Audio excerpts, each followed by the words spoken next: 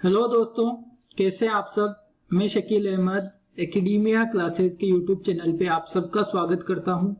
Daily current affairs की बात करने वाले हैं। आज 20 मई हो चुकी है। पहले 20 मई के दिन आपको 19 मई का करंट अफेयर्स प्रोवाइड करवाया जा रहा है, क्योंकि कल राजस्थान में बेसिकली जहाँ पे हम हैं मकराना जंक्शन में, मकराना सिटी में ताउते का प्रभाव ज्यादा था। जो साइक्लोन है उसकी वजह से हम कैपेबल नहीं थे, हम नहीं बना पाए वीडियोस और आपको प्रोवाइड नहीं करवा पाए थे। लेकिन आज हम आपको कल का करंट अफेयर्स पहले प्रोवाइड करवा रहे हैं। इस वीडियो के बाद में आपको आज का यानी 20 मई 2021 का करंट अफेयर्स बिल्कुल मिल जाएगा, कोई प्रॉब्लम आपको नहीं होगी। अगर चैनल को आपने अभी तक सब्सक्राइब नहीं किया है तो चैनल को सब्सक्राइब जरूर कर लें, ताकि हर वीडियो का नोटिफिकेशन आपको प्राप्त हो जाए। एग्जाम वाली इंग्लिश में सब्जेक्ट, वर्ब और एग्रीमेंट की सीरीज चल रही है। अगर आपने उसे नहीं देखा है तो आई बटन पे क्लिक करें, आप पूरी प्लेलिस्ट पे चले जाएंगे और आपको एक बेहतरीन कंटेंट तक पहुंच बन जाएगी।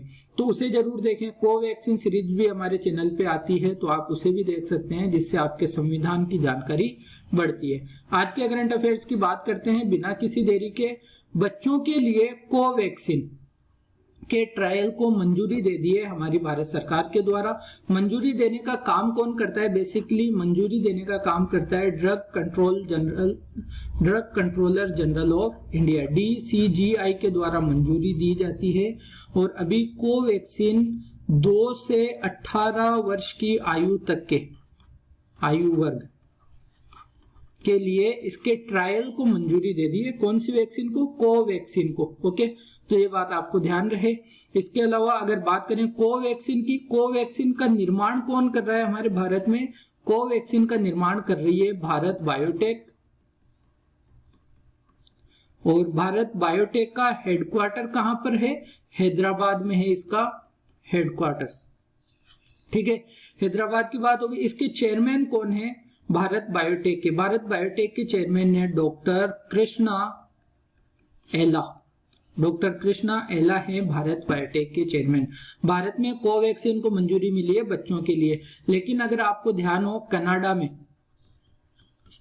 कनाडा में बच्चों के लिए 18 वर्ष तक के बच्चों के लिए कौन सी वैक्सीन को मंजूरी दी गई थी? Pfizer vaccine. तो ये भी आपको बात ध्यान रखनी है। ओके, फिर बात करें, एक पेंटिंग बिकी है 103.4 मिलियन डॉलर की, और इसको हम आसान भाषा में कहूं तो करीब 7,500 करोड़ रुपए की लगभग ये पेंटिंग बिकी है। पेंटिंग किसकी है? ये जो पर्सन आपको नजर आ रहे हैं पाब्लो पिकासो, तो ये पेंटिंग है पाब्लो पिकासो की। और इस पेंटिंग को भी खरीदा गया है 7,500 करोड़ रुपए। ये जो पेंटिंग आपको नजर आ रही है, बस यही वाली पेंटिंग है जो बिकी है। और इसका नाम क्या है? ये पेंटिंग को हम जानते हैं a women sitting near window. ये जो वुमेन है, आपको नजर आएगा कि ये खिड़की के पास बैठी हुई एक औरत की फोटो है, एक तस्वीर है, एक पेंटिंग है जिसको पाब्लो पिकासो ने बनाया था, और ये अभी इतने की बिकी है, बहुत महंगी बिकी है। किसकी पेंटिंग है? ये जो औरत बैठी है यहाँ पे, ये है कौन? तो ये पाब्लो पिकासो की गर्लफ्रेंड है, और इसका नाम है मैरी थेरेस।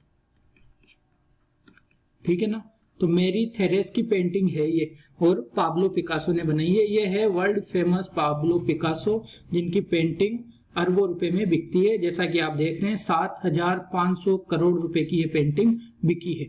ओके, तो इसके बारे में आपको ध्यान रखना है। फिर बात करते हैं मनीषा कपूर की। ये पिक में जो आपको लेडी नजर आ रही है, यही है मनीषा कपूर। और ये हमारे भारत में देखिए विज्ञापन से रिलेटेड एक संस्था है जो लगभग हर देश में होती है, ताकि उपभोक्ताओं को गलत विज्ञापनों से भ्रमित नहीं किया जाए, है ना, उनके साथ धोखा नहीं हो। कई बार ऐसे विज्ञापन होते हैं ना, विज्ञापन दिखाता कुछ और है लेकिन प्रोडक्ट कुछ और होता है। तो भ्रामक विज्ञापनों को, मतलब एक्चुअल विज्ञापन रहे जिस चीज का है उसी से रिलेटेड।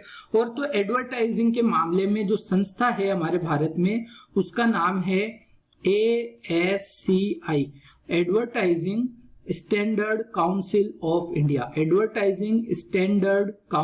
Of India. हिंदी में आपको इसका नाम मिलेगा भारतीय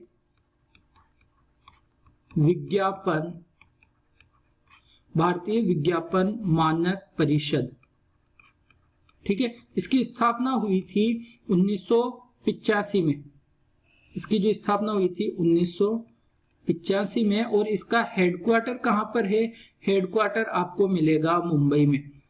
ठीक है, इस संस्था की ASCI की महासचिव है मनीषा कपूर। ठीक है, महासचिव है कौन?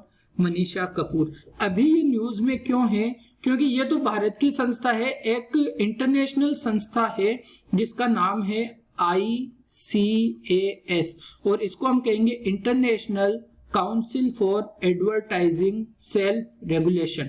International council for advertising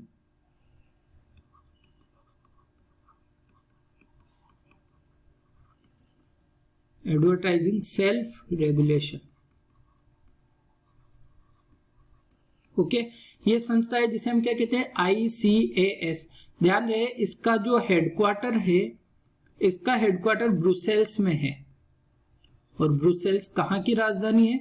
Brussels है बेल्जियम की राजधानी। तो मनीषा कपूर को भी ICAS की कार्यकारी समिति में नियुक्त किया गया है।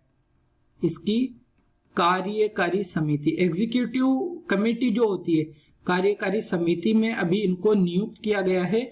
तो इंटरनेशनल ऑर्गेनाइजेशन में इनको नियुक्त किया गया है, इसलिए ये अभी हाईलाइटेड हैं। तो आपसे दो तरह से सवाल पूछा जा सकता है कि जो मनीषा कपूर हाल में न्यूज में थी वो कौन सी संस्था की महासचिव है? तो वो ASCI, भारतीय विज्ञापन मानक परिषद की महासचिव है। और अभी इनको कहां पे कार्यकारी समिति में नियुक्त किया गया है? कौन सी संस्था में? तो कार्यकारी समिति में international council for advertising self regulation में इनको नियुक्त किया गया है। यह हो सकता है आपसे ICAS का क्या पूछ ले, हेडक्वार्टर ब्रुसेल्स में है। ICAS के जो अध्यक्ष हैं उनका भी नाम आपको ध्यान रहे, और इसके अध्यक्ष आपको मिलेंगे गाय पार्कर। गाय पार्कर हैं इसके अध्यक्ष। तो ये बात आपको, इनके बारे में सारी चीजें आपको पता होना जरूरी है। एग्जाम में कहीं से भी किसी भी तरह से सवाल पूछा जा सकता है।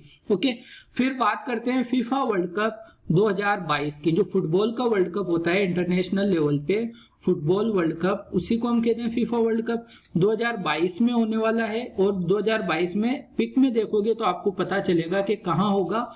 2022 का फुटबॉल वर्ल्ड कप होगा कतर में। तो ये बात तो बहुत पहले से पता है कि कतर में होना है। अभी चर्चा में क्यों है? अभी चर्चा में इसलिए है कि एक कंट्री है नॉर्थ कोरिया। नॉर्थ कोरिया ने 2022 के फीफा वर्ल्ड कप से अपने आप को बाहर कर लिया है। ये बात आपको ध्यान में रखनी है, ये सवाल बिल्कुल पूछा जाएगा।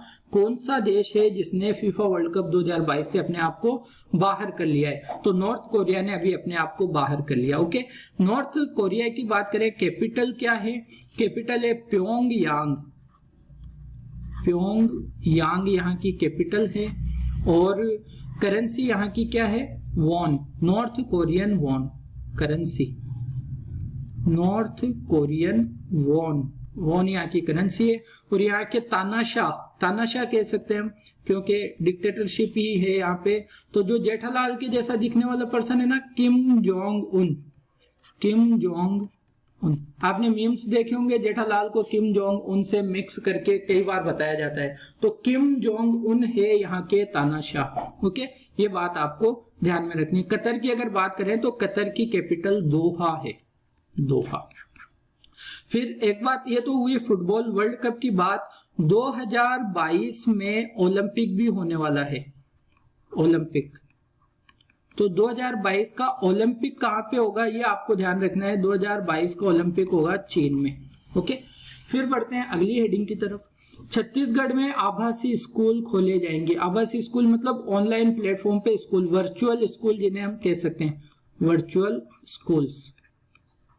आभासी, आपको घर बैठे क्लासेस प्रोवाइड करवाई जाएगी इंटरनेट के जरिए या किसी चैनल पे, है ना। तो छत्तीसगढ़ सरकार के द्वारा अभी ये निर्णय लिया गया है कि 9वीं से लेके 9th से 12th तक के स्टूडेंट्स के लिए, 12th तक के बच्चों के लिए ऑनलाइन क्लासेस चलाई जाए ताकि उनकी पढ़ाई खराब ना हो। ये बात आपको ध्यान रखनी है। आवासीय स्कूल कहाँ पे खोले जाएंगे या कहाँ पे प्रोवाइड करवाई जाएगी ये फैसिलिटी? छत्तीसगढ़ में।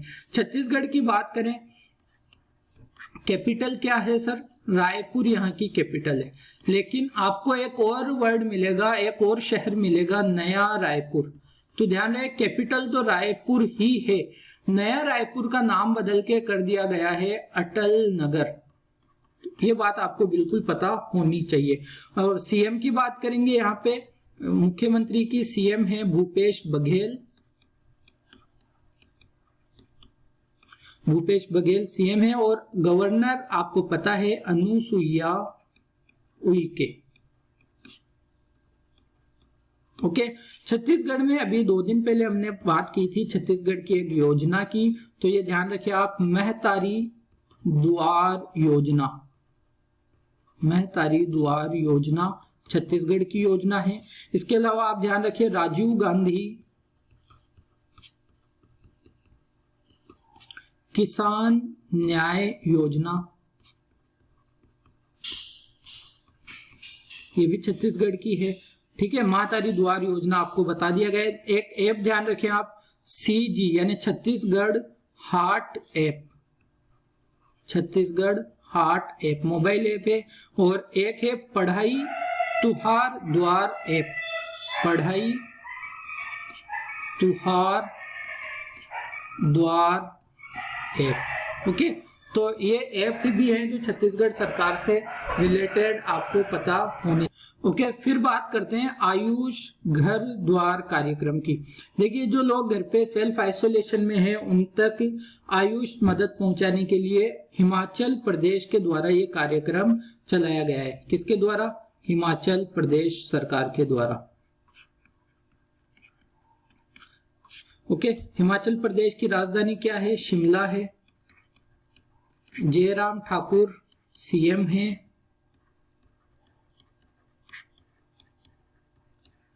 जयराम ठाकुर और बंडारू दत्तात्रेय यहाँ के गवर्नर हो जाएंगे। फिर हिमाचल प्रदेश के बारे में ये ध्यान रखें आप कि 100% घरों में LPG कनेक्शन प्रोवाइड करवाने वाला देश का पहला राज्य है हिमाचल प्रदेश। ठीक है, लेकिन आप यहीं पे कनेक्ट करके ये पढ़िए कि 100% घरों में नल से जल पहुंचाने वाला पहला राज्य कौन सा है? गोवा। और अभी अभी आपको पता है चौथा राज्य या यूनियन टेरिटरीज बना है पुडुचेरी। ठीक है, तो पहला गोवा है, चौथा पुडुचेरी है, तो दूसरा और तीसरा, दूसरा तेलंगाना और तीसरा है अंडमान एंड निकोबार द्वीप समूह। तो ये भी आपको पता हो। और लेकिन LPG कनेक्शन की जब बात आएगी तो हिमाचल प्रदेश यहाँ पे नाम आएगा। हिमाचल प्रदेश की एक योजना है मुख्यमंत्री रोजगार गारंटी योजना। रोजगार गारंटी योजना, शहरी रोजगार, सॉरी, मुख्यमंत्री शहरी रोजगार गारंटी योजना ये है। इसके अलावा आपको पता हो हिमाचल प्रदेश में धर्मशाला, और धर्मशाला में रहते हैं जो तिब्बत से निर्वासित लोग हैं ना, जो 1950 में आ गए थे भारत से। तो अभी वहां पे चुनाव हुए थे, तो धर्मशाला में जो तिब्बती सरकार है वहां के प्रधानमंत्री कौन बन गए? पेम्पा सेरिंग। हमने बात भी की थी पेम्पा सेरिंग, उनका भी नाम आप ध्यान रखें। आगे बढ़ते हैं, इटालियन ओपन की बात करते हैं। तो इटालियन ओपन देखिए टेनिस का होता है, ये टेनिस के होते हैं ये ओपन वगैरह। तो टेनिस से संबंधित ये प्रोग्राम, ये टूर्नामेंट है टेनिस से रिलेटेड। फिर 2 चीजें आपको हमेशा ध्यान रखनी होती है किसी भी टेनिस के प्रोग्राम में, अगर ज्यादा इंपॉर्टेंट नहीं है तो 2 चीजें आप ध्यान रखोगे। एक तो पुरुष एकल खिताब, दूसरा आप ध्यान रखोगे महिला एकल खिताब। इसमें भी अगर आपको चूज करना हो कि दोनों में से कौन सा ज्यादा ध्यान रखना चाहिए, तो पुरुष एकल तो आपको पता होना ही चाहिए। लेकिन अगर महिला ओपन भी आपको याद रहे तो आपकी स्थिति एग्जाम में दूसरों से अच्छी थोड़ी सी हो जाती है। पुरुष एकल की हम बात करें तो जीता है राफेल नडाल ने। हराया किसको है? नोवाक जोकोविच को। नोवाक जोकोविच। ध्यान दें, नोवाक जोकोविच अभी वर्तमान में दुनिया के नंबर 1 खिलाड़ी हैं टेनिस के। तो ये राफेल नडाल आपको यहाँ पे नजर आ रहे हैं, और इस बार इन्होंने कितनी बार जीत लिया है? ये 10वीं बार इटालियन ओपन का खिताब राफेल नडाल ने जीता है नोवाक जोकोविच को हरा के। दूसरी बात आपको पता होनी चाहिए इनकी कंट्री। तो राफेल नडाल स्पेन से हैं और नोवाक जोकोविच है सर्बिया से। ओके, कंट्री भी पता चल गई, कौन जीता है, किसको हराया है, ये भी पता चल गया। ये सारी चीजें आपके लिए जरूरी होती है। महिला एकल की बात करें तो महिला एकल इस बार जीता है इगा स्विएटेक ने। Iga Swiatek. ओके, हराया किसको है? हराया है इन्होंने कैरोलिना प्लिस्कोवा को। Karolina Pliskova. फिर कंट्री की अगर बात करें तो इगा स्विएटेक है पोलैंड की, और कैरोलिना है चेक गणराज्य की। चेक गणराज्य की कैपिटल है प्राग। फिर बात करते हैं विश्व बैंक की, वर्ल्ड बैंक। पहले तो यूं ही बात कर लेते हैं कि स्थापना कब हुई थी। स्थापना हुई थी 1944 में। हेडक्वार्टर कहां पर है? हेडक्वार्टर है वॉशिंगटन डीसी में। वॉशिंगटन डीसी में। और इसके प्रमुख या अध्यक्ष कौन है? तो अध्यक्ष है डेविड मालपास।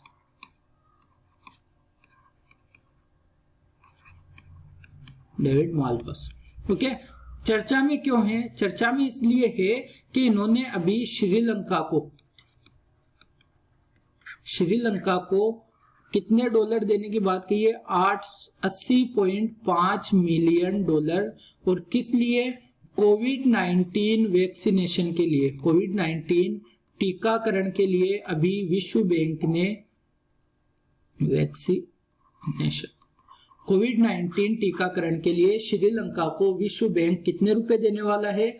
80.5 मिलियन डॉलर देगा, ताकि श्रीलंका के लोगों को कोविड-19 की वैक्सीन लगाई जा सके, कोई प्रॉब्लम ना हो, और सभी की हेल्थ, जो उनका अधिकार होता है हर आदमी का स्वस्थ जीवन जीने का, तो वो अधिकार उनका पूरा हो सके। अगली बात करते हैं, एक छोटी सी न्यूज है लेकिन इंपॉर्टेंट है, मिनी टीवी फीचर की। देखिए, मिनी टीवी अभी जो अमेजन है, अपना अमेजन मिनी टीवी, अमेजन का जो मोबाइल ऐप है उसके अंदर एक फीचर, नया फीचर डाला जाएगा, और वो होगा मिनी टीवी ऐप। इसमें क्या होगा? आप फ्री में इस ऐप के जरिए से जो भी चीजें यहाँ पे प्रोवाइड है, मूवीज वगैरह या वेब सीरीज वगैरह, वो फ्री ऑफ कॉस्ट इसके द्वारा देख सकते हैं। लेकिन अमेजन का क्या प्लान है? इसको क्यों वो इसके अंदर ऐड कर रहा है मिनी टीवी को? ताकि वो एडवर्टाइज कर सके, यानी इसके अंदर एडवर्टाइजेशन बहुत ज्यादा होने वाला है। ठीक है, विज्ञापन आएंगे। जैसे हम MX प्लेयर चलाते हैं ना, MX प्लेयर में आप फ्री ऑफ कॉस्ट चीजें देखते तो, लेकिन एडवर्टाइजमेंट बहुत ज्यादा आते हैं। तो उसी तरह से ये मिनी टीवी होगा, आप फ्री ऑफ कॉस्ट चीजों को एक्सेस तो कर पाएंगे, लेकिन वहां पे विज्ञापन आपको बहुत ज्यादा नजर आएंगे। तो मिनी टीवी फीचर अभी अमेजन ने ऐड किया है, ऐड करने का फैसला किया है, तो आपको ये बात पता होनी चाहिए। फिर बात करें order of the rising sun की। देखिए, जैसे हमारे भारत में नागरिक सम्मान होते हैं ना, पद्म भूषण है, पद्म विभूषण है, पद्म श्री है, इसी तरह का एक नागरिक सम्मान जापान का है, order of the rising sun. तो पहली बात तो ये निकल के आई कि कौन देता है? जापान देता है order of the rising sun. किसको मिला है? अभी ये जो मुस्कुराता हुआ चेहरा आपको पिक में नजर आ रहा है, नृपेंद्र मिश्रा, इनको मिला है order of the rising sun. कौन है नृपेंद्र मिश्रा और इनको क्यों दे दिया गया? तो ये हमारे जो प्राइम मिनिस्टर हैं नरेंद्र मोदी, प्राइम मिनिस्टर के पूर्व, अभी तो रिटायर हो चुके हैं, पूर्व प्रधान सचिव रहे थे।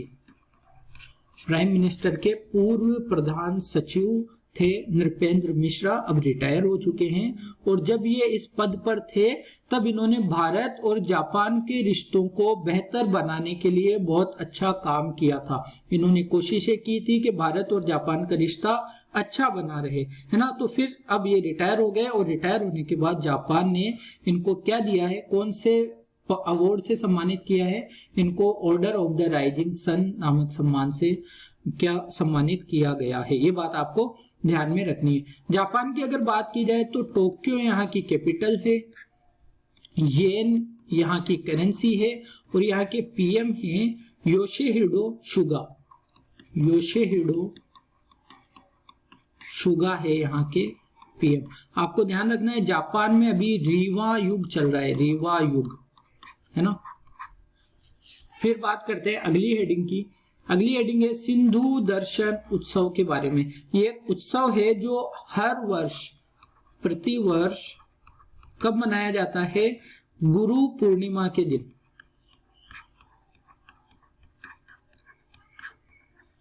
कहां पे मनाया जाता है, तो लद्दाख में।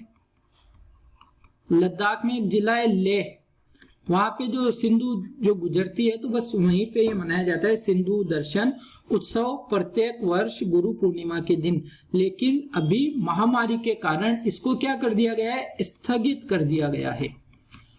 लद्दाख की सरकार के द्वारा, लद्दाख के गवर्नर जो लेफ्टिनेंट गवर्नर हैं उनके द्वारा अभी इस उत्सव को, अब यहाँ पे लोग इकट्ठे नहीं हो पाएंगे, सिंधु दर्शन नहीं कर पाएंगे, तो इसको अभी स्थगित कर दिया गया है ड्यू टू पेंडेमिक। तो इसलिए ये अभी ज्यादा चर्चाओं में बना हुआ है। लद्दाख के अगर लेफ्टिनेंट गवर्नर की हम बात करें तो आपको नाम ध्यान रहना चाहिए, RK माथुर है लद्दाख के गवर्नर, लेफ्टिनेंट गवर्नर।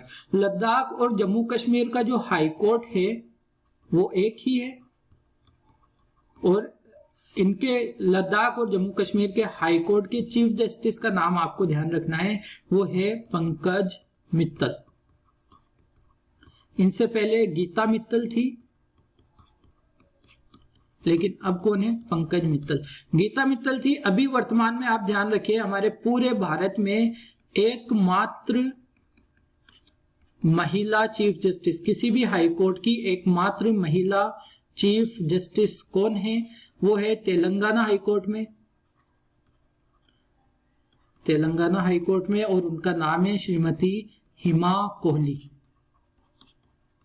पूरे भारत में जो 25 हाई कोर्ट्स हैं उसके अंदर सिर्फ एकमात्र महिला चीफ जस्टिस हैं किसी भी हाई कोर्ट की, और वो तेलंगाना हाई कोर्ट में है हिमा कोहली। ओके, तो ये बात भी आपको पता रहे। तेलंगाना की राजधानी क्या है, तेलंगाना की राजधानी है हैदराबाद, और हैदराबाद में हेडक्वार्टर है किसका, भारत बायोटेक का, भारत बायोटेक का। और भारत बायोटेक को जो कोवैक्सीन बना रहा है अभी, भारत बायोटेक जो कोवैक्सीन बना रहा है उस कोवैक्सीन को अभी 2 से 18 साल के बच्चों तक के लिए ट्रायल की मंजूरी हमारे drug controller general of India ने दे दी है। कोवैक्सीन सीरीज से आपको ये बताता चलूं कि हमारे चैनल पे भी एक कोवैक्सीन सीरीज चलती है, और जिसको हमने नाम कोवैक्सीन दिया है, लेकिन वो कोई इम्यूनिटी बढ़ाने वाली कोवैक्सीन नहीं है, ये कॉन्स्टिट्यूशनल वैक्सीन है जो आपके संविधान के प्रति आपकी जानकारी को बढ़ाती है। तो अगर आपको ये सीरीज देखनी है और आपको देखना ही चाहिए तो आप आई बटन पे क्लिक करें, आपको पूरी प्लेलिस्ट मिल जाएगी जहां जाके आप इसको देख सकते हैं। अगली बात करते हैं एक समझौते की, तो किस किस के बीच में हुआ ये समझौता, पहले तो ये देखते हैं। एक चलो शुरू से कहानी बनाते हैं। एक्चुअली क्या है, एक ऑनलाइन इवेंट हो रहा था, ऑनलाइन इवेंट जिसका नाम दिया गया empowering youth for success, empowering youth for success. देखिए चीजें पहले से डिसाइड होती है कि किस किस के बीच में होना है, कोई समझौता एग्रीमेंट होना है और किन चीजों को लेके होना है। वहां पे जो प्रोग्राम्स वगैरह होते हैं जब उनमें सिर्फ सिग्नेचर किए जाते हैं, बाकी सारे काम पहले हो चुके होते हैं कि इन चीजों को लेके हमें क्या करना है, एग्रीमेंट करना है। तो समझौता इस इवेंट के अंदर एक तो हमारा भारत सरकार का जो जनजातीय मामलों का मंत्रालय है, जनजातीय मामलों का मंत्रालय, ये जो पिक में आपको नजर आ रहे हैं ये श्री अर्जुन मुंडा हैं और ये वर्तमान में भारत के केंद्रीय जनजातीय मामलों के मंत्री हैं, है ना। तो इसीलिए इनकी पिक मैंने आपके यहाँ पे लगाई है। तो जनजातीय मामलों के मंत्रालय और माइक्रोसॉफ्ट, जो बिल गेट्स की कंपनी है माइक्रोसॉफ्ट, उनके बीच में, माइक्रोसॉफ्ट और जनजातीय मामलों के मंत्रालय के बीच में अभी क्या हुआ, एक समझौता होता है। और समझौता किस लिए, समझौता होता है जनजातीय स्कूलों का, जनजातीय स्कूलों में डिजिटल ट्रांसफॉर्मेशन के लिए।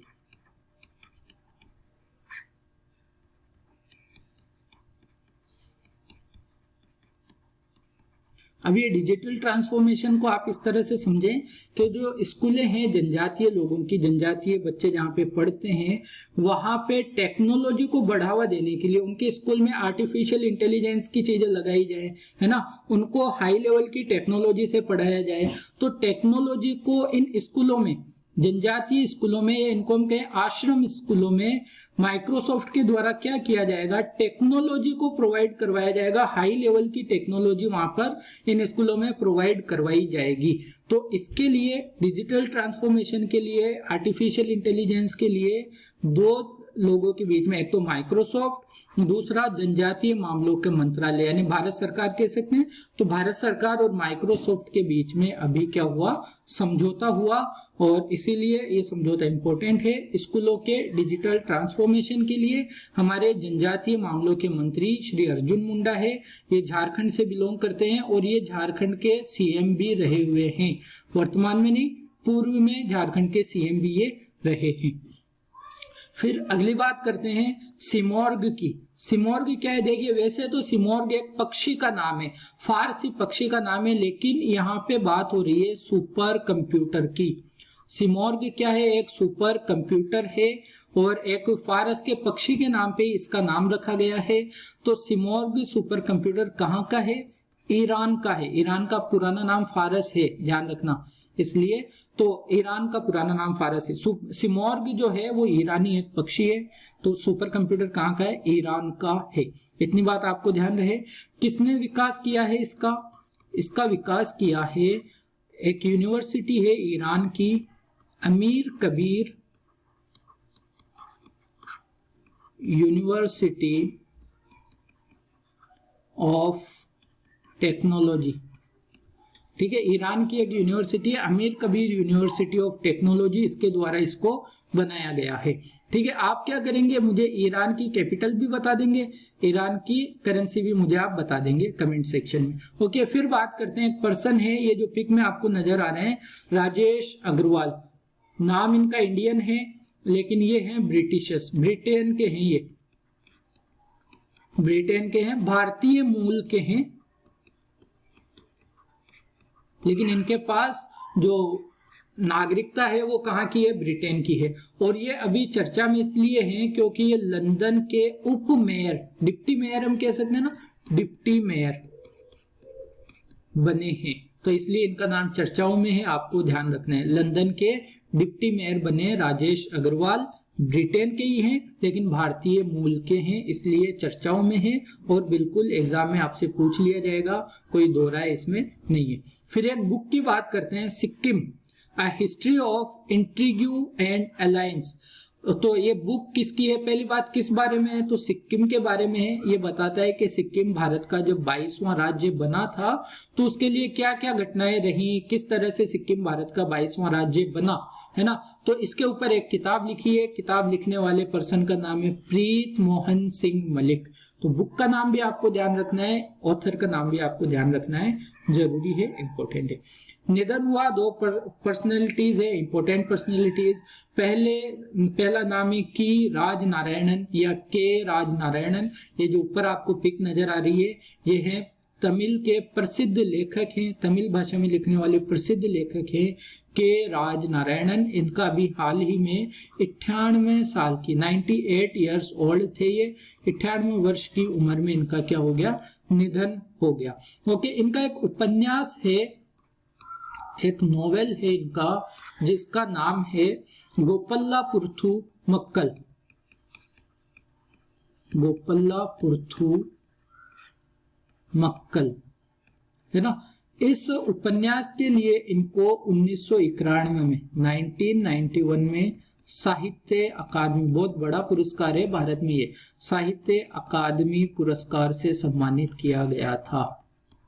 तो बिल्कुल साहित्य अकादमी पुरस्कार मिला हुआ है, तो इनका नाम वैसे भी इंपॉर्टेंट हो जाता है, तो ये आपको ध्यान रखना है। उपन्यासकार थे, प्रसिद्ध तमिल में लिखते थे, तमिल लेखक थे और 1991 में इनको इनके उपन्यास के लिए, उपन्यास का नाम अगर आप नाम याद रख सकें तो बेहतर है, और इसके लिए इनको 1991 में साहित्य अकादमी पुरस्कार से सम्मानित किया गया था। फिर एक इंपॉर्टेंट पर्सनैलिटी है डॉक्टर के अग्रवाल।